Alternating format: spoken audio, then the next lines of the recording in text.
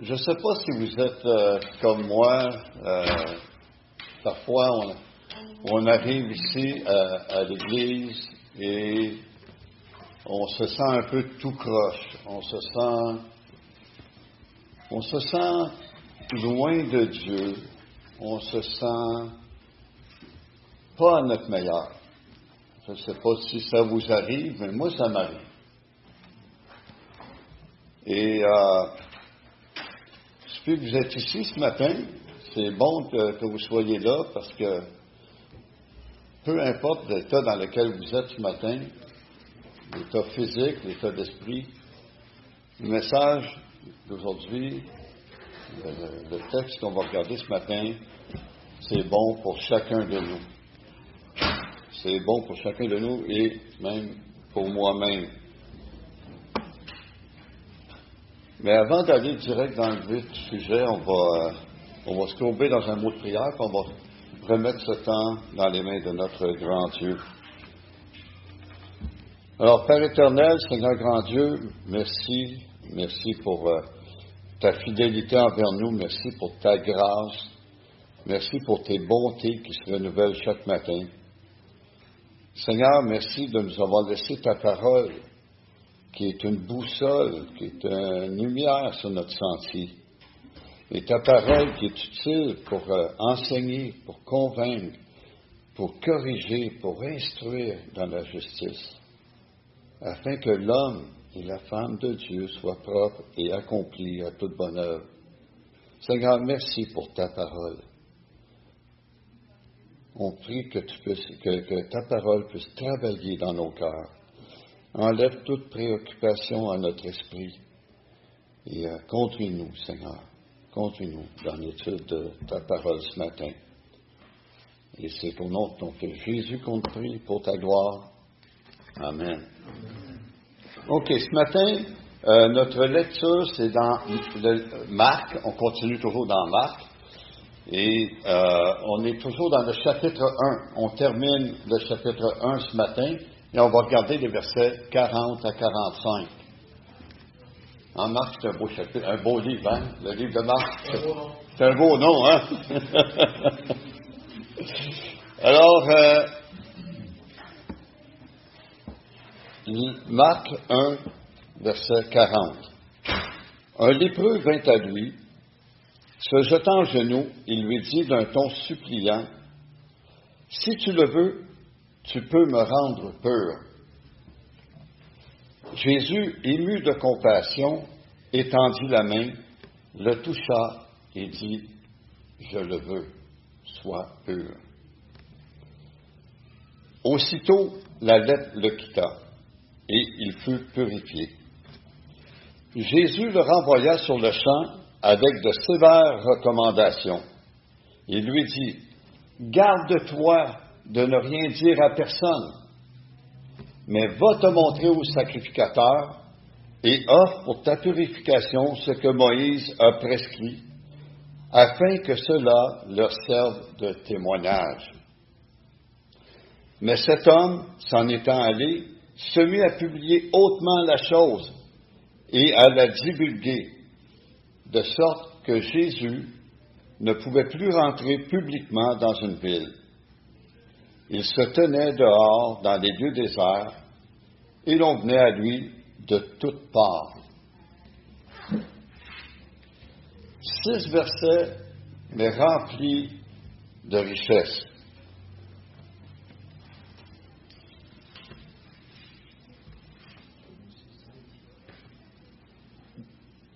Les points que j'aimerais qu'on regarde ce matin, c'est qu'un lépreux va se rendre auprès de Jésus. Un lépreux se rend auprès de Jésus pour lui demander de le guérir. Au verset 40, Jésus guérit le lépreux.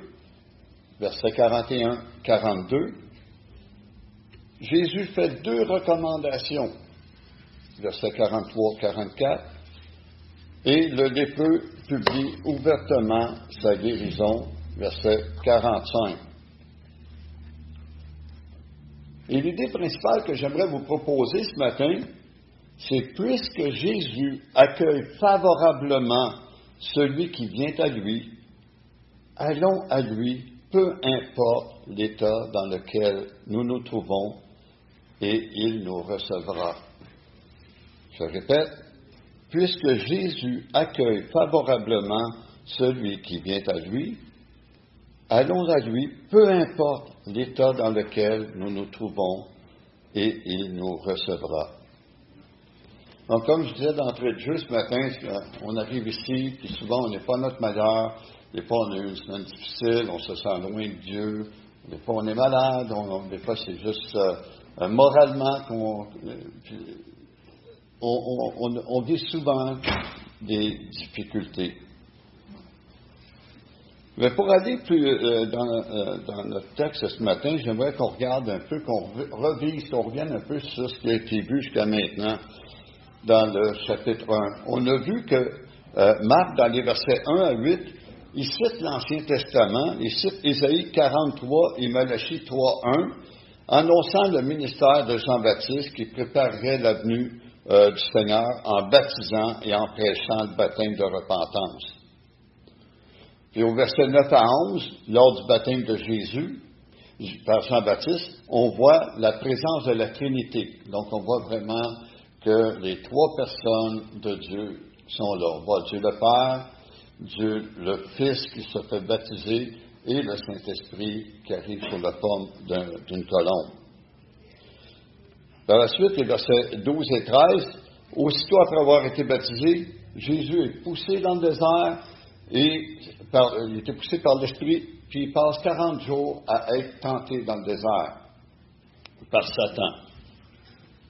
Marc poursuit au verset 14 et 15 en racontant le début du ministère de Christ en Galilée et dans les environs où il prêcha l'évangile de Dieu aux Juifs. Donc, on était au début du ministère de Jésus et il exhorte les Juifs à se repentir et à croire à la bonne nouvelle.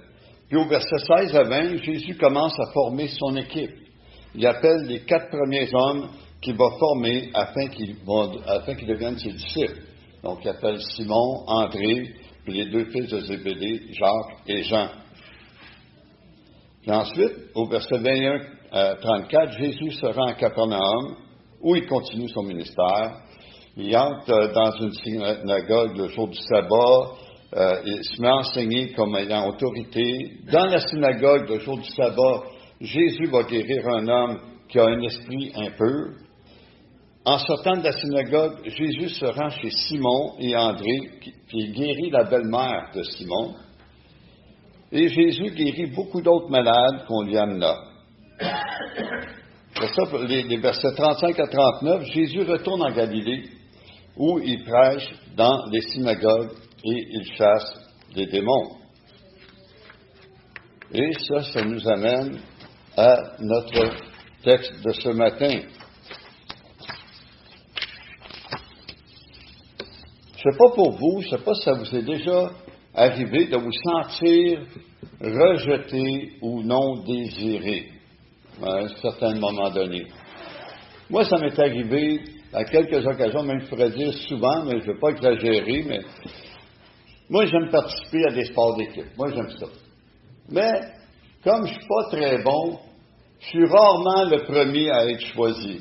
Puis souvent, c'est OK, prends-le, on te le donne, c'est ça. Là. Fait que c'est comme, on se débarrasse un peu de moi.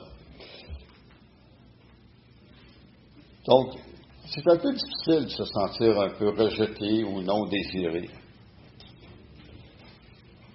Je ne sais pas s'il y a aussi, comme s'il y en a d'entre vous qui ont déjà été marcher dans le centre-ville de Montréal, et on y trouve beaucoup de sans-abri.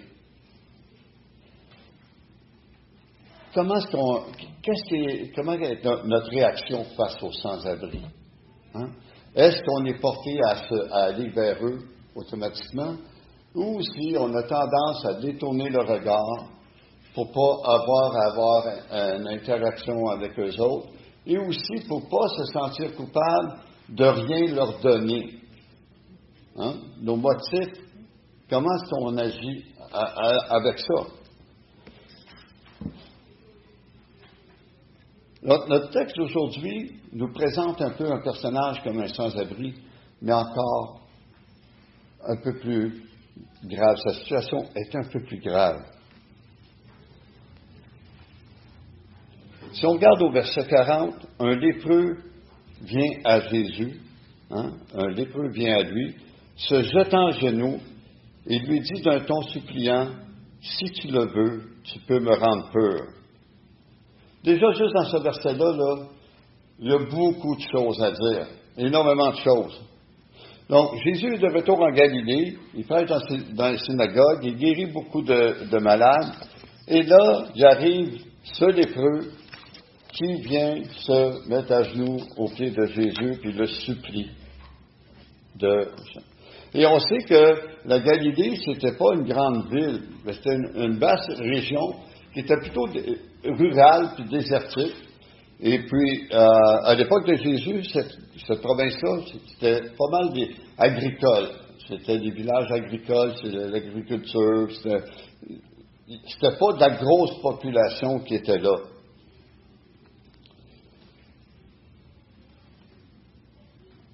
Fait que là, le lépreux vient vers Jésus. Imaginez un peu la réaction des gens qui se trouvaient autour de Jésus, parce que Jésus, on sait que quand il se promenait, quand il se déplaçait, il n'était jamais seul. Et surtout que là, il avait déjà commencé à former ses 4 premiers disciples. Et là, il y a un lépreux qui s'en vient, qui s'approche.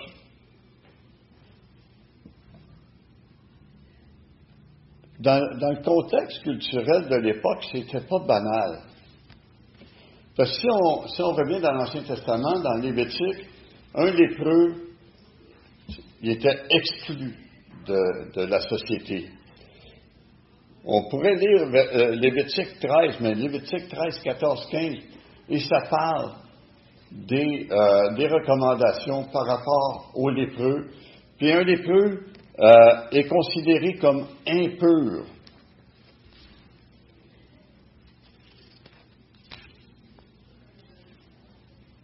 Et un lépreux, quelqu'un qui avait cette maladie-là, devait se présenter devant le sacrificateur pour qu'il regarde sa plaie et qu'il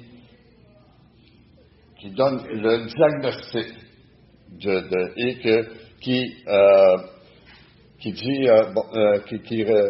qui approuve qu'il est impur, qui constate qu'il est impur.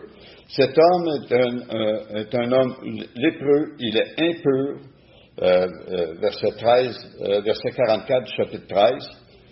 Le sacrificateur va le déclarer impur et il va le déclarer impur selon l'endroit où la lèpre est située. Donc, il y avait vraiment un rituel à respecter concernant une personne atteinte de lèpre. Mais là, ici, le lépreux s'approche de Jésus. Donc, on sait qu'un lépreux, si on revient à Lévitique, quelqu'un qui touchait un lépreux devenait par le fait même impur. Il était considéré comme un impur. Et le lépreux qui s'approche de Jésus, il risque de contaminer Jésus et tous ceux qui l'entourent, parce que là, il s'approche. Et on sait qu'habituellement, comme je disais tantôt, un lépreux était exclu de la société. Il vivait dans un endroit reclus, donc isolé.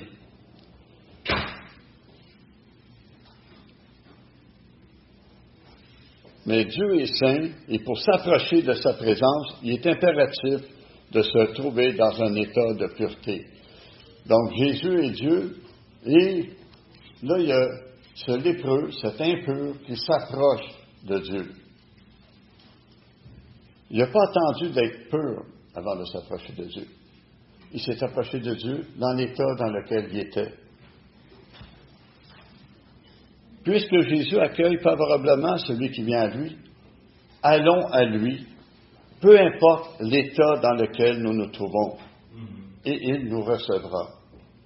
C'est ce que le lépreux fait. Le lépreux, peu importe dans l'état dans lequel il est, il fait fi de ce qu'il est supposé faire, il s'en va vers Jésus. En réalité, ce lépreux-là, là, il fait preuve de courage et d'une audace remarquable.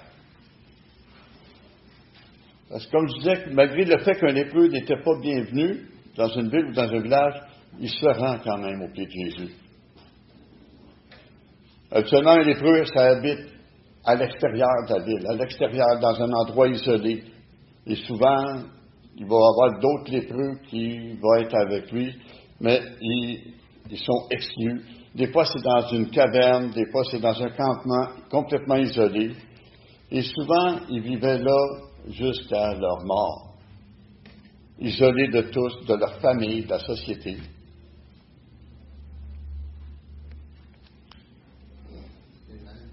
Personne ne veut s'approcher d'une telle personne. Personne ne veut s'approcher d'un lépreux.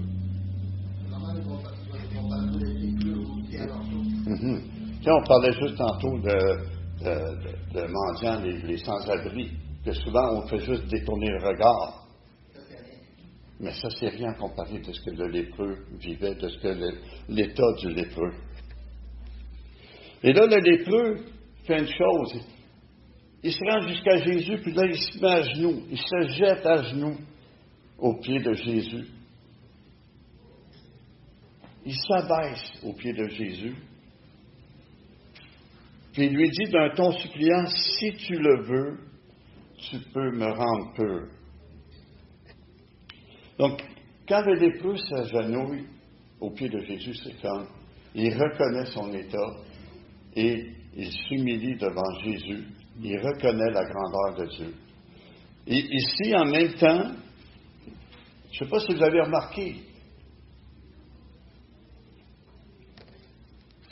c'est pas écrit « si tu le peux, tu peux me guérir ». Il dit « si tu le peux ».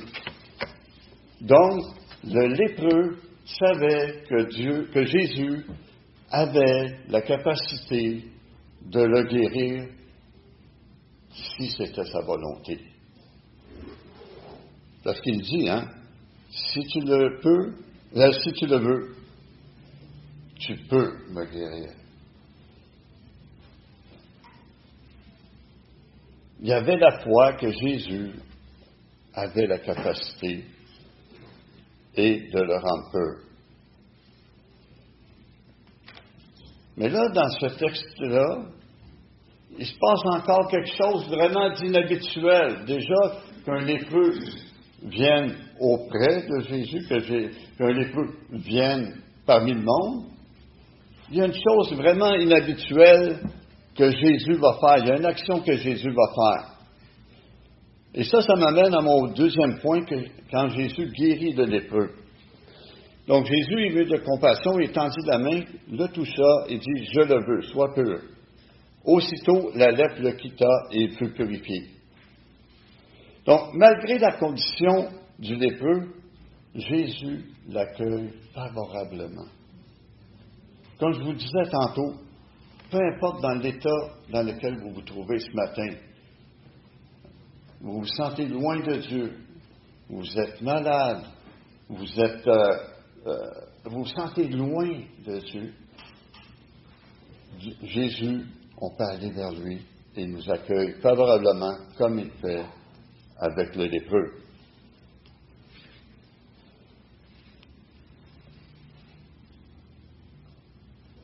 Jésus a compassion du lépreux. Et c'est intéressant parce que Marc est le seul à mentionner la réaction émotionnelle de Jésus.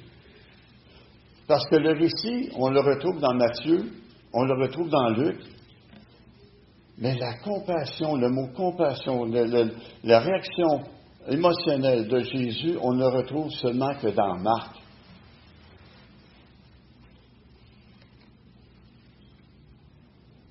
Et ce qui est intéressant à savoir, c'est que le mot compassion apparaît seulement que dans les évangiles synoptiques, c'est-à-dire les 3 premiers évangiles, Matthieu, Marc et Luc. Et le mot compassion est utilisé seulement en association avec Jésus. Donc, C'est la compassion de Jésus. Et on retrouve ça dans les 3 premiers évangiles. On voit dans Matthieu 9, verset 36, que Jésus est dépeint comme étant ému de compassion pour la foule qui le suivait. Donc, Jésus était ému de compassion pour la foule. Et ici, au verset 41, et il y aurait d'autres versets qu'on aurait pu voir, là, mais le temps passe. Et ici, au verset 41, Marc dépeint Jésus comme étant ému de compassion envers ce lépreux qui est atteint d'une maladie de peau incurable et qui le rendait impur et exclu de la société. Puis comme j'ai mentionné, il se passe une chose inhabituelle, une chose qui normalement ne se fait pas. Jésus toucha le lépreux. Est-ce que vous toucheriez un sans-abri? Pas naturellement. Pas naturellement. Encore moins un lépreux. Encore moins. Surtout quand on fait référence à Lévitique, comme on a vu tantôt, que si tu touchais un lépreux, ou même juste son vêtement, tu étais considéré comme impur toi aussi. Mais Jésus arrive et non seulement il a compassion, mais il démontre sa compassion en touchant le lépreux. Ça me fait penser souvent à notre pasteur Nicolas, qui souvent, il s'approche de vous, là, puis il vous prend par le cou, là, puis fait une affection, là, tu sais, tout ça. C'est comme si Jésus, dans sa compassion, il a une affection pour le lépreux.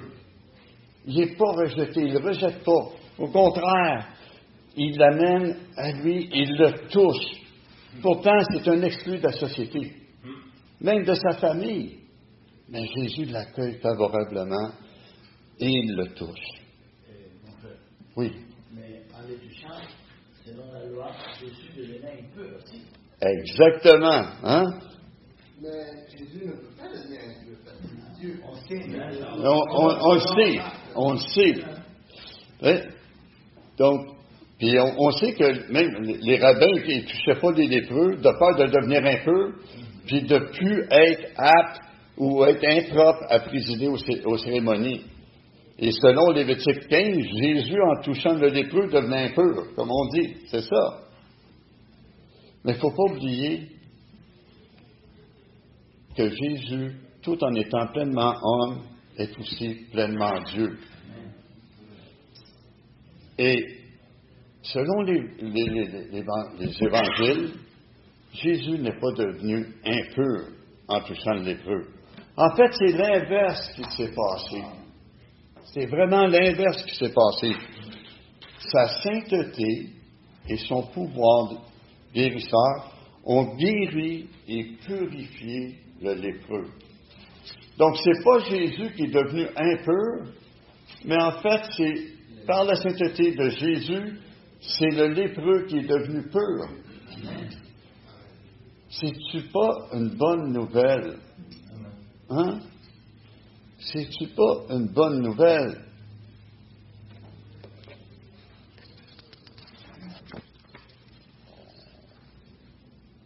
Jésus dit, je le veux.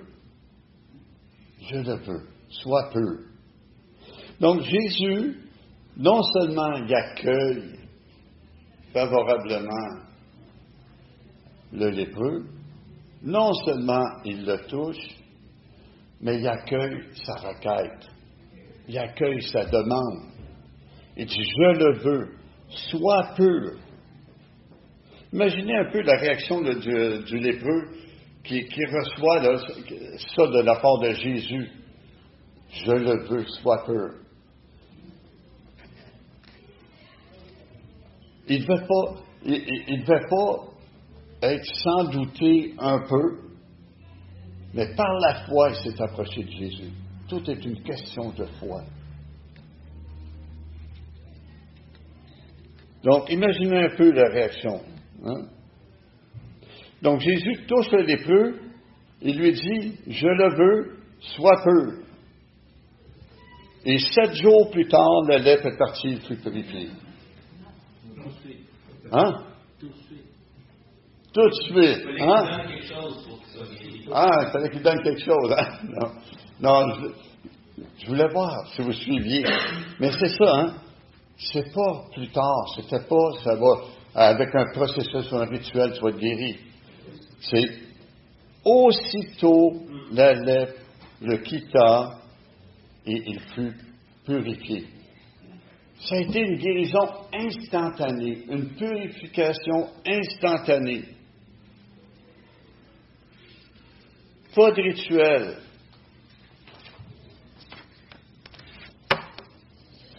Imaginez-vous un peu comment est-ce que devait se sentir le lépreux. Instantanément. Ça ne dit pas depuis combien de temps qu'il était lépreux. Mais ça devait être souffrant, ça devait déjà être depuis un bon moment, puisqu'il a supplié Jésus quand il s'est approché. Il s'est adressé à lui avec supplication. Dieu est le même Dieu pour nous aujourd'hui. On peut venir à lui, on peut s'agenouiller devant lui, on peut le supplier, on peut lui demander. Jésus entend, il répond. Des fois, peut-être pas instantanément, parce qu'il veut nous enseigner. Il faut toujours se rappeler que Jésus nous instruit. Et souvent, c'est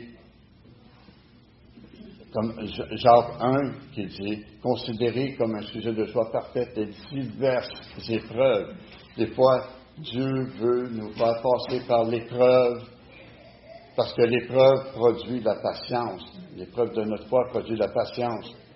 Mais dans ce cas-ci, je crois que Jésus connaissait le cœur, la foi du lépreux, et il fut guéri instantanément. Et en même temps, c'est toujours pour glorifier Dieu. Dieu veut se glorifier, et il se glorifiait par son Fils.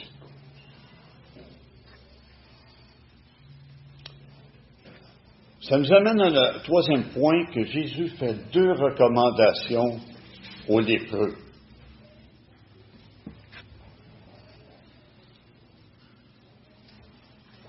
Verset 43. Jésus le renvoya sur le champ avec de sévères recommandations.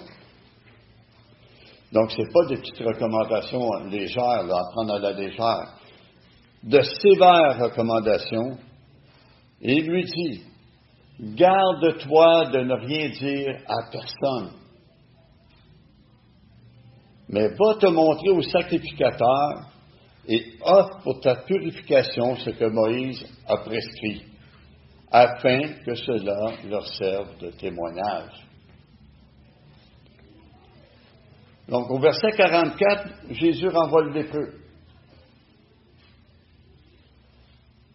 Et il fait de sévères recommandations. Donc, Jésus est très sérieux ici. Puis il fait preuve de la plus grande fermeté. Il dit, garde-toi de rien dire à personne.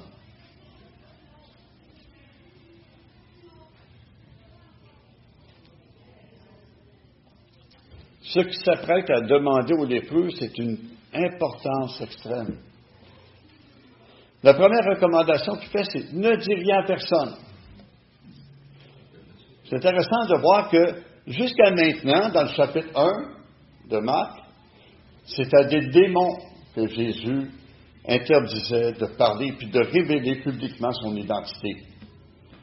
On peut voir ça au verset 25 et au verset 34, que Jésus interdisait aux démons de dire publiquement qu'il était le Fils de Dieu, qui il était. Parce que les démons connaissaient qui était Jésus. Ils connaissaient. Mais ici, c'est la première fois que Marc, c'est à une personne qui vient de guérir miraculeusement, Marc, que Jésus vient de guérir. Il fait la même recommandation qu'il a faite aux démons. Mais il l'a fait à un homme, à une personne, et non à un démon. Il dit, ne dis rien à personne. Parce qu'il va venir un moment où Jésus va dire que, bon, il n'y a pas de problème, on pourra révéler ouvertement son identité, mais ce n'est pas encore le moment. Fait que c'est pour ça que Jésus dit, dis rien à personne.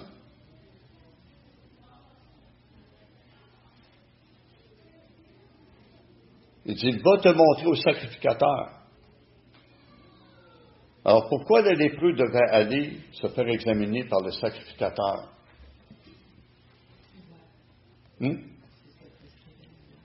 C'était prescrit par la loi. En même temps, c'était le sacrificateur qui pouvait authentifier si la personne était lépreuse, impure, ou si elle était pure. Parce que ça arrivait que des fois, la lèpre quittait la personne, et la personne qui était lépreuse, il fallait qu'elle retourne devant le sacrificateur pour montrer qu'elle était rendue pure et qu'elle pouvait être réintégrée dans la société, qu'elle pouvait être retournée chez les siens. Donc, il fallait que le lépreux aille se faire examiner par le sacrificateur. Parce que c'était prescrit, dans Lévitique, comme on l'a dit. Je vous invite à lire Lévitique, comme j'ai dit tantôt, 13, 14 et 15, les chapitres, et que c'était seul un sacrificateur qui pouvait déclarer pur un ancien lépreux qui venait d'être guéri. Il n'a pas suivi les lépreux, il n'a pas suivi les instructions de Jésus. On va le voir. Les séquelles de ça. Oui, c'est ça. On va voir ça. Donc, il a pu regagner sa famille dans la vie. Comment? Il a une famille, puis il avait une femme et des enfants à l'autre palais. Il a pu les regagner. C'est ça, hein? Donc, mais lorsque Jésus ajoute, cela leur servira de témoignage. Il veut dire que dans le respect, parce que Jésus respectait, même si on est rendu dans le Nouveau Testament, Jésus respectait la loi. Parce qu'on connaît le verset que Jésus n'est pas venu pour abolir la loi, mais il est venu pour l'accomplir. Et c'est ce que Jésus faisait en demandant aux lépreux d'aller se présenter au sacrificateur. Donc,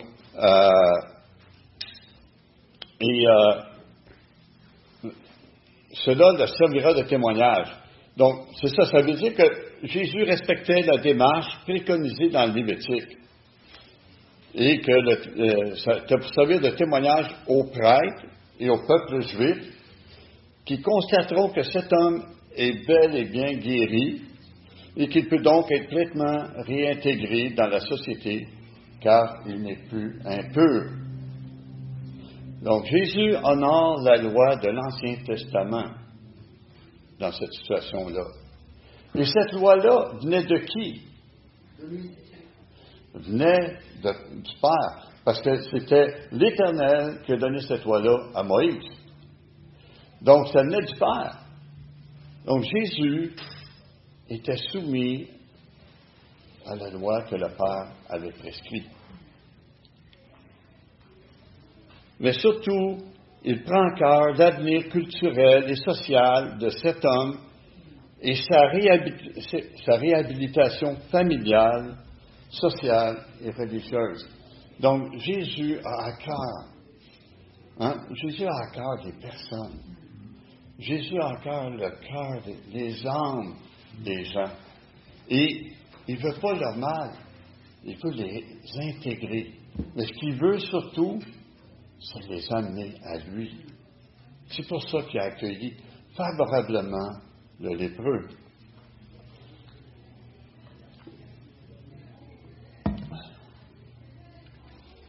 Puisque Jésus accueille favorablement celui qui vient à lui, allons à lui, peu importe l'état dans lequel nous nous trouvons, et il nous recevra. C'est pour sa famille, mais on ne sait pas, mais s'il y avait une femme et des enfants, pour eux autres, c'est comme une résurrection. Exact. Il était voué à la mort. Ben, c'est ça, il était voué à la mort, puis il ne le reverrait plus. C'est ça.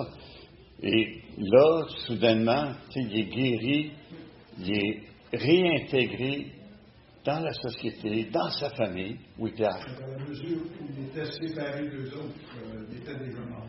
Exact. C'est ça, il était déjà mort. Hein? Socialement, il était mort. C'est ça.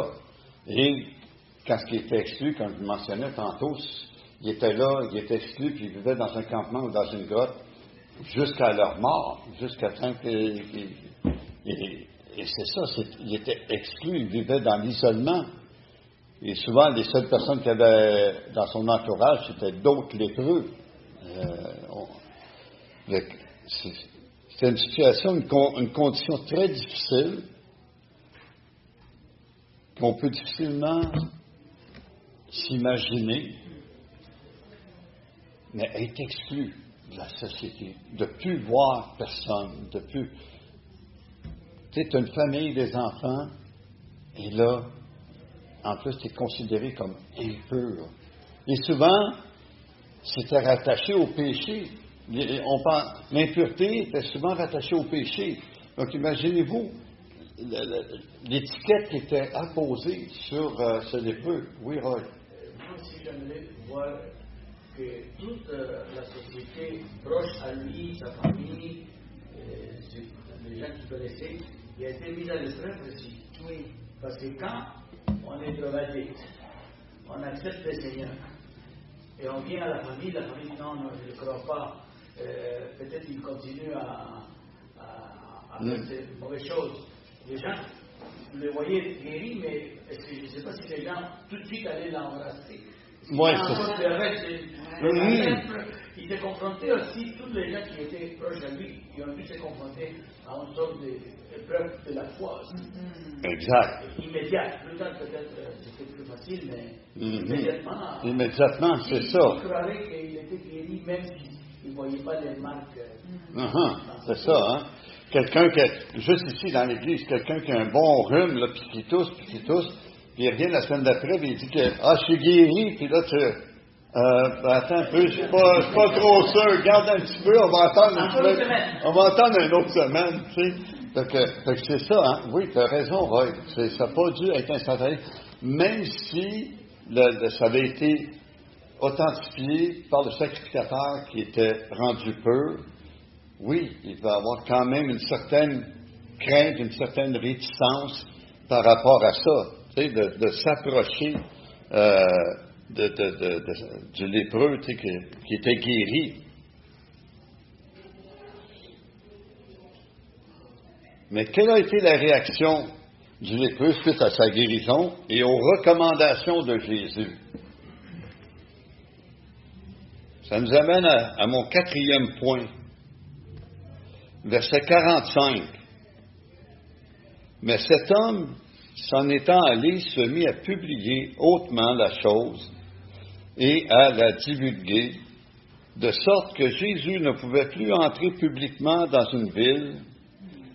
Il se tenait dehors dans les lieux déserts et l'on venait à lui de toutes parts. Wow! On comprend l'excitation du lépreux. Hein? Wow! Hey, ça faisait depuis combien d'années qu'il vivait cette maladie-là, qu'il devait sûrement souffrir de douleur, rejeté et tout ça, exclu de la société. Là, il est guéri. Wow! Il s'en forme, puis... Il crie. Hein? Il va le publier à haute voix, hein? Il se met à publier hautement la chose et à la divulguer. On pourrait... Il criait, Jésus m'a sauvé, Jésus m'a guéri. C'est comme ça. Ouais. Parce que sinon, Jésus pouvait rentrer de nouveau dans la vie sans problème. Exact. Fait il criait, il était dans la joie, je l'imagine qu'il devait même sauter, il devait être dans la joie, puis il était tellement content d'être guéri qu'il le publiait à tout le monde. Tu t'imagines, Mais, oui. il est rentré dans la taverne qui habitait, et puis les autres lépreux, Jésus m'a sauvé, Jésus m'a guéri. Il faut aller. Ah, un témoignage, hein? Un témoignage. Oui. Mais je pense qu'il faut regarder plus loin que ça encore, que la guérison. Parce que c'est pas nécessairement, on va l'expliquer un peu plus tard. Mais il se met à publier hautement la chose et à la divulguer. Pour nous, on trouverait ça normal. On trouverait ça, c'est une réaction tout à fait normale. Mais Marc, de la façon qu'il le rapporte, il est le seul à rapporter la désobéissance du lépreux. Oui, Marc était heureux, il était content d'annoncer cette bonne nouvelle-là. Le lépreux. Mais c'est comme si sa joie l'avait fait oublier les recommandations de Jésus. Il n'a pas été à l'écoute attentivement et du sérieux des recommandations qui avaient été faites. Et Marc le souligne ici. Et comme Jacques, tu l'as mentionné tantôt, ça a eu une conséquence grave, sa désobéissance. Jésus ne pouvait plus entrer publiquement dans une ville, que le verset 45 nous dit. La désobéissance du lépreux a eu vraiment comme résultat que Jésus ne pouvait plus entrer dans une ville sans être assailli par ceux qui cherchaient à être guéris par lui. Les gens voulaient être guéris physiquement. Il n'aurait pas été là pour la bonne raison. Oui, ou encore, il voulait le couronner roi à ce moment-là. Est-ce que c'est déjà là qu'il voulait le couronner roi? Ça a commencé, je pense, à ce moment-là. Parce qu'il était au début de son ministère. Est-ce qu'il s'était déjà rendu là? Mais je pense que les motifs premiers, c'est que ça n'aurait pas été pour les bons motifs. C'est comme Jésus, à un moment donné, quand il prêchait à la foule, puis les gens venaient là pour être nourris, seulement pour avoir de la nourriture. Ils ne venaient pas là nécessairement pour entendre Jésus, pour le salut de leur âme, mais ils étaient là pour leurs besoins physiques et non spirituels. Et dans ce cas-là, oui, la guérison du lépreux pouvait avoir vu un témoignage envers les autres gens qui étaient atteints de quelconque maladie, mais ce n'était pas là l'enseignement de Jésus. Jésus voulait enseigner qu'il faut s'approcher de lui avec foi, mais que c'est la volonté de Dieu qui s'accomplit. Parce que le lépreux, il ne faut pas se rappeler, il dit, si tu le veux, tu peux me rendre peu.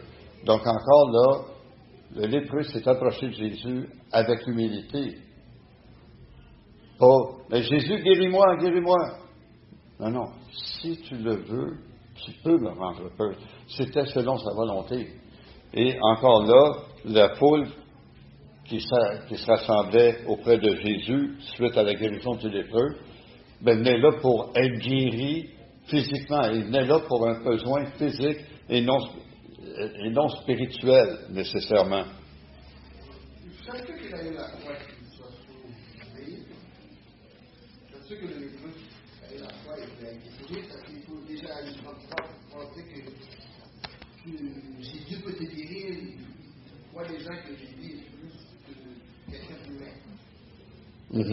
C'est un prophète. Alors, je crois qu'il est peut-être le Fils de Dieu inconsciemment. Il croit que... Il croit que Jésus est le Fils de Dieu et qu'il peut le guérir. Et qu'il peut le guérir. On sait pas ça. Mais La Bible dit pas ça. Alors, la Bible, c'est ça. Mais ce qu'on peut voir, c'est qu'il y avait la foi que Jésus pouvait le guérir si c'était sa volonté. Donc, il a fait sa requête et humblement, avec humilité, en s'agenouillant, il n'est pas venu avec arrogance, mais il est venu en s'abaissant. Et c'est ça, le ministère d'enseignement de Jésus se trouvait donc compromis dans cet endroit où le lépreux avait été guéri, parce que justement, le lépreux avait désobéi aux recommandations de Jésus. La désobéissance, mes frères, mes sœurs, ça a un impact important, ça peut avoir un impact grave. Et surtout que Jésus avait fait ses recommandations, des recommandations sévères, donc c'était de très haute importance. Ce que ça a eu comme effet, c'est que Jésus a dû se limiter à visiter des régions relativement peu peuplées et désertiques. Donc, parce que, imaginez-vous, là, être tout le temps constamment entouré de foule, comment tu fais pour te ressourcer et vraiment enseigner, avoir du temps pour enseigner. Comme moi, ici, ce matin, si j'étais là, puis que tout le monde venait me poser des questions, venait m'entourer, fais-moi ci, fais-moi ça pour avoir des besoins physiques, ou pour répondre à leurs besoins, comment je pourrais prendre le temps d'apporter la parole clairement et le mot me manque, là, mais c'est ça, efficacement, merci. Donc c'est ça, Jésus a dû se résigner à aller dans des lieux déserts. Et ce qui est intéressant, par contre, quand on regarde Luc 16 par rapport à cette situation-là, Luc 16 mentionne que Jésus profitait de ce temps passé au désert pour prier. Mon frère, ma soeur, si tu te sens à un moment donné dans un désert spirituel, fais comme Jésus. Prends du temps, profite-en pour prendre du temps pour prier. Prends du temps pour aller à Jésus. Parce que puisque Jésus accueille favorablement celui qui vient à lui, allons à lui, peu importe l'état dans lequel nous nous trouvons. Il va nous accueillir. Même si on traverse un désert spirituel, même si on se sent loin de lui. Pas besoin d'être lépreux, pas besoin d'être sans-abri. Jésus est là pour nous accueillir à tout moment, à chaque instant, et il va nous accueillir, il va nous recevoir. Et il veut nous restaurer. C'est ce qu'il veut faire, il veut nous restaurer, il veut nous réintégrer, il veut notre bien.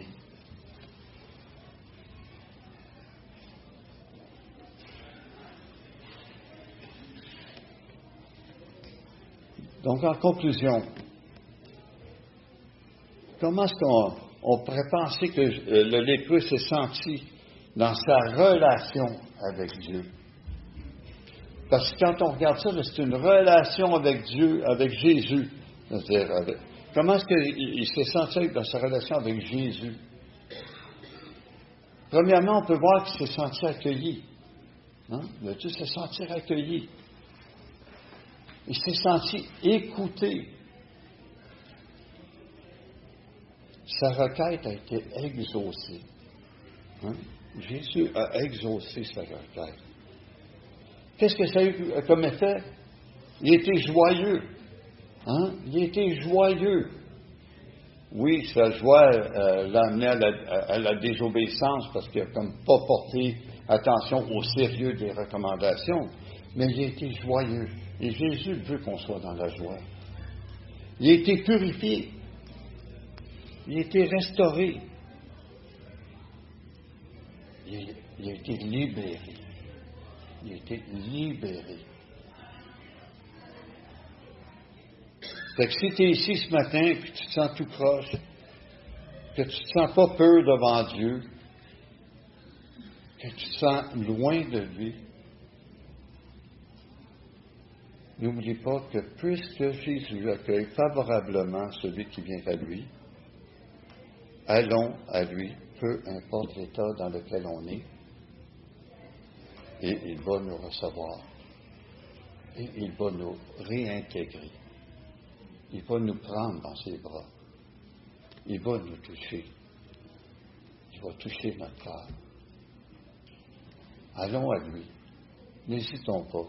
Attendons pas de se sentir mieux, allons à lui dans l'état qu'on était.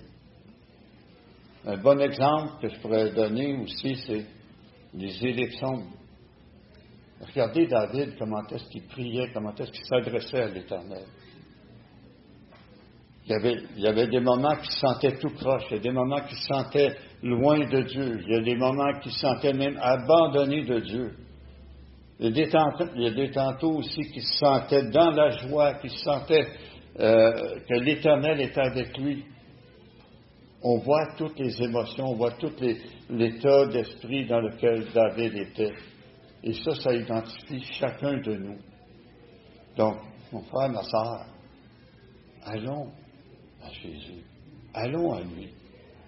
Avec foi et avec assurance. Il va nous accueillir. Il va nous réintégrer.